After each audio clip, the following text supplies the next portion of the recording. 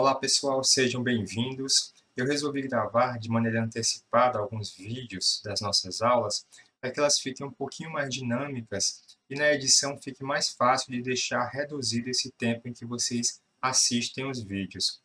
O nosso tema de hoje é função afim, ou função do primeiro grau. Quando nós começamos a ver funções, nós vimos até uns exemplos de funções afins. O objetivo da aula de hoje é nós aprofundarmos o estudo desse tipo de função.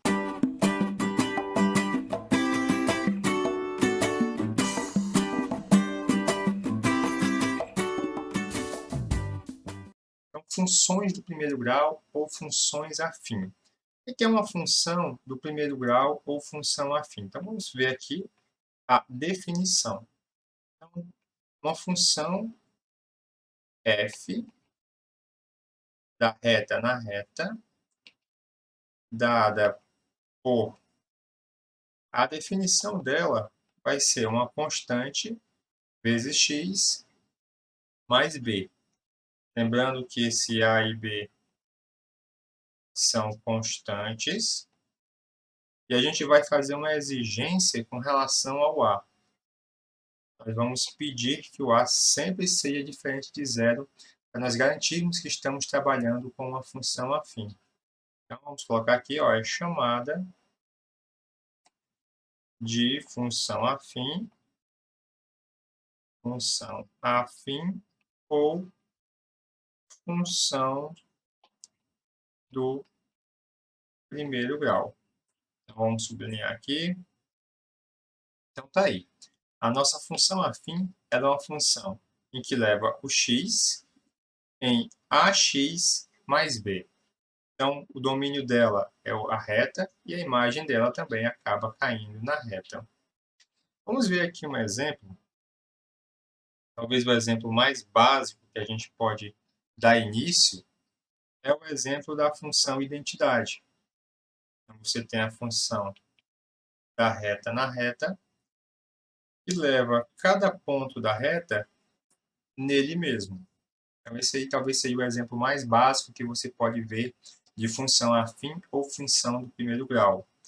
Note que nesse caso aí, as constantes a e b elas são iguais a 1, quando você olha para a fórmula geral da função afim que nós definimos logo acima. Um outro exemplo de função afim, então, novamente vamos estar pegando a função da reta na reta, e aí você pode pegar a função 2 vezes x mais 3, ou seja, você pegou o a igual a 2 e o b igual a 3.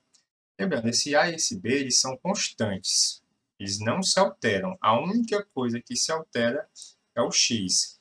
Então, quando você coloca o x igual a 1, x igual a 2, x igual a 3, seja qual for o x que você for, você obtém a respectiva imagem. Mas o a e o b eles são constantes, são chamados também de coeficientes da função afim. Daqui a pouco nós vamos ver que tanto o a e o b eles têm funções quando nós montamos o gráfico da função. Ele determina algumas coisas importantes no gráfico da função. Então vamos ver aqui outro exemplo, um terceiro exemplo, f de x, da reta na reta, e nós pegamos a função 2x. Aqui no caso nós pegamos o a igual a 2 e o b igual a 0. O b pode ser 0, mas lembrando, o a ele não pode ser 0 de forma alguma. Toda vez, pessoal, que nós vamos estudar uma função, uma das principais ferramentas que nos ajudam a entender o comportamento daquela função é o gráfico dela. Então vamos entender e vamos estudar o gráfico da função do primeiro grau ou função afim. Em aulas passadas, nós vimos qual é a definição do gráfico de uma função. Então, são os pontos do plano formado pelo domínio e pela respectiva imagem da função. No caso aqui, nós temos a função do primeiro grau, o domínio dela nós estamos trabalhando na reta. Então, para cada x, você tem associado o y, que é ax mais b. E o primeiro fato e um dos mais importantes que nós podemos ter acerca do gráfico de uma função afim é que ele é uma reta. E nós vamos provar exatamente isso. Para provar esse fato, nós vamos pegar uma função, então tome uma função afim f ax mais b, ou seja, estou pegando uma função afim qualquer, uma função afim genérica, e vamos pegar sobre ela 3 pontos. Nosso objetivo é mostrar que esses 3 pontos estão numa reta, ou seja, quaisquer 3 pontos que eu pegue no gráfico da função afim, eles sempre vão estar na mesma reta, o que vai mostrar então que o gráfico em si ele é uma reta. Então, tome f de x igual a x mais b, e pego o ponto A, que vai ser o ponto x1, y1, o ponto B vai ser o ponto x2, y2, e um ponto C, que vai ser o ponto x3, y3. Como esses 3 pontos eles estão no gráfico da função afim, então existe a relação entre o y e o x de cada um desses pontos. Então, por exemplo, para o A, você sabe que o y1 é igual a A vezes x1 mais b. Para o ponto B, você sabe que o y2 vai ser igual a A vezes x2 mais b. E, por fim, para o ponto C, você sabe que y3 é igual a ax3 mais b. Colocando isso no gráfico, fica a seguinte figura. Veja que para o ponto x1, eu tenho o correspondente aqui y1, esse aqui define no gráfico o ponto A. Para o ponto x2, eu tenho o correspondente dele x2, que define o meu ponto B, é o x2, y2. E, por fim, para o x3, eu tenho o correspondente dele, o y3, que define o ponto C. Agora, vamos calcular qual o valor desse pedaço bem aqui. Ele mede x2 menos x1. Já esse pedaço bem aqui vai medir y2 menos y1. Então, aqui mede y2 menos y1. Vamos fazer o mesmo cálculo para esse triângulo agora aqui. Porque o objetivo é mostrarmos que esses dois triângulos eles são semelhantes. Como aqui é 90 graus e aqui é 90 graus, se a gente provar a semelhança deles, esse ângulo aqui ele vai ser igual a esse ângulo. Então, isso significa que, na verdade, eu tenho uma reta e não que acontece essa quebra bem aqui. Então, continuando, esse pedaço bem aqui vai ser x3 menos x2, x3 menos x2, e, por fim, esse pedaço bem aqui vai ser y3 menos y2. Agora vamos fazer o cálculo, o seguinte cálculo. Se dividirmos esse lado sobre esse, nós vamos obter o seguinte: y2 menos y1 sobre x2 menos x1. Aí nós podemos substituir o y2, que nós sabemos que é a vezes x2 mais b, e o y1 ele é a vezes x1 mais b. Tudo isso sobre x2 menos x1. Isso vai ser igual, quando você faz as continhas, fica a vezes x2 menos x1 em cima, e embaixo x2 menos x1. Uma vez que esses valores são diferentes de zero, x1 é diferente do x2, você pode cancelar, e então você fica apenas com o A. Fazemos o mesmo cálculo dividindo esse lado sobre esse lado, e vamos obter a seguinte resposta. Agora você tem y3 menos y2 sobre x3 menos x2. Aí fica assim, y3 você sabe que é a vezes x3 mais b, menos o y2 você sabe que é a vezes x2 mais b, tudo dividido por x3 menos x2. Novamente, quando realizamos o cálculo do numerador, vai ficar a vezes x3 menos x2 sobre x3 menos x2. Novamente, você pode cancelar, porque o x2 é diferente do x3, e você obtém, assim, a novamente. Ou seja, nós mostramos que y2 menos y1 sobre x2 menos x1 é igual a y3 menos y2 sobre x3 menos x2. Então, olhando aqui para esse triângulo e para esse triângulo, o que nós acabamos de mostrar é que esses lados eles têm a mesma proporção, ou seja, isso dividido por isso é igual a isso dividido por isso. Como esses triângulos eles são retângulos, então, na verdade, eles são semelhantes. Se eles são semelhantes, nós acabamos de provar que esse ângulo bem aqui é igual a esse ângulo bem aqui. Isso, então, faz uma reta e não tem essa quebra que nós estamos supondo na figura no B. Vamos agora ver como é que nós fazemos um estudo do comportamento da função afim. Olhando para a forma geral dela, nós já conseguimos concluir muitas informações importantes. Tanto A como B, eles nos dizem informações que nós vamos encontrar no gráfico da função. Por exemplo, o A nos fala se nós vamos ter essa reta nessa posição, crescendo, ou se ele vai ser nessa posição, decrescendo.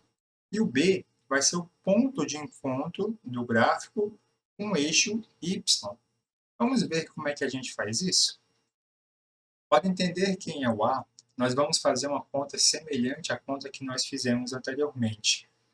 Então, vamos tomar dois pontos sobre o gráfico e fazer esse menos esse sobre esse menos esse. Nós vamos obter o seguinte: y2 menos y1 sobre x2 menos x1. Isso aqui vai ser igual a A vezes x2 mais B, menos A vezes x1 mais B, tudo sobre x2 menos x1. E assim nós vamos obter, isso aqui é A vezes x2 menos x1 sobre x2 menos x1, cancelando x2 menos x1 em cima e embaixo. Veja que o obtido, de fato, foi o A. E esse pedaço sobre esse, na verdade, nós estamos calculando a tangente desse ângulo aqui. Ou seja, o A ele dá a inclinação, ou a noção da inclinação dessa reta, que é o gráfico da função afim. Por esse motivo, nós damos um nome especial para o A. Nós dizemos que o A ele é o coeficiente angular da minha função afim. E agora nós podemos então dizer quando é que a reta tem essa inclinação ou quando é que ela tem essa inclinação. Porque se você relembrar, se o ângulo ele é maior do que zero e menor do que 90, a tangente dele é positiva. Se ele é menor do que 180, mas ele é maior do que 90, então a tangente dele é negativa. A conclusão disso, o A for positivo, a minha função ela é crescente, já que se eu pegar x2 maior do que x1, correspondente do x2, o y2, é maior do que o y1, a definição de uma função estritamente crescente. Se o meu A ele é negativo, então o gráfico da minha função está decrescendo, ou seja, quando eu pego x2 maior do que x1, o correspondente do x2 é menor do que o correspondente do x1. Então vamos aqui fazer um resumo do que a gente aprendeu. Nós vimos que o A ele é o ângulo ou a inclinação que a reta faz com o eixo x. Então, se o teu A é positivo, você tem a sua função crescente, mas se o teu A ele é negativo, então a função fica numa posição decrescente. E a outra coisa que nós vimos é que o ponto B ele é o ponto em que o gráfico da função toca o eixo y. Se você aumentar o B, então você está deslocando o gráfico da função para cima. Se você diminuir o B, você está deslocando o gráfico da tua função para baixo. A única coisa que falta agora é nós entendermos quando a tua função ela é positiva e quando é que ela é negativa. E é isso que nós vamos ver a partir de agora. Vamos, assim, dividir em dois casos. O primeiro caso é quando nós temos o nosso a positivo, ou seja, a função ela é crescente. E a primeira coisa que a gente faz é encontrar quem é esse ponto. Veja que ele é o encontro do gráfico com o eixo x. Basta você fazer y igual a zero e resolver a equação. Então, quando y é igual a zero, ou seja, quando eu tenho f de x igual a x mais b, e você faz o y igual a zero, então isso fica igual a ax mais b. Resolvendo a equação, você encontra que o x é igual a menos b sobre a. Então, esse ponto aqui do encontro, ele é o ponto menos b sobre a. Veja que como a função ela está crescendo, desse ponto para trás, ou seja, quando eu olho o domínio antes do menos b sobre a minha função ou os correspondentes dela são todos negativos. Então, antes do menos b sobre a minha função é negativa. Depois do menos b sobre a, ou seja, à direita do menos b sobre a, os correspondentes são todos positivos, já que eles ficam acima, né, no eixo y. Então, eu obtenho o seguinte: se o x for menor do que menos b sobre a minha função ela é negativa. Se o x ele for maior do que menos b sobre a minha função ela é positiva. Eu posso resumir isso aqui numa reta, colocando o menos b sobre a no meio. Antes, a minha função ela é toda negativa, e depois a minha função ela é positiva. Esse foi o caso em que eu tenho A positivo. E quando o meu A ele é negativo? Você faz uma análise semelhante. Novamente, você sabe que esse ponto aqui ele vai ser o ponto menos B sobre A, que é o encontro da reta com o eixo X, do gráfico com o eixo X. E agora ele inverte a situação. Veja que quando eu pego os pontos que estão antes de menos B sobre A, os correspondentes dele estão acima do eixo x, né? Ou essa parte aqui do eixo y. Quando eu pego depois do menos b sobre a, os correspondentes dele, os correspondentes estão abaixo do eixo y, né? Ou abaixo do eixo x. Então, você tem negativo. Então, você novamente pode resumir assim: menos b sobre a, bota uma retinha. Então, antes vai ser todo mundo positivo e depois vai ser todo mundo negativo. Então, essa é a última coisa que a gente tinha que saber acerca de funções afins. O restante nós vamos fazer por meio de exercícios. Então, até a próxima aula.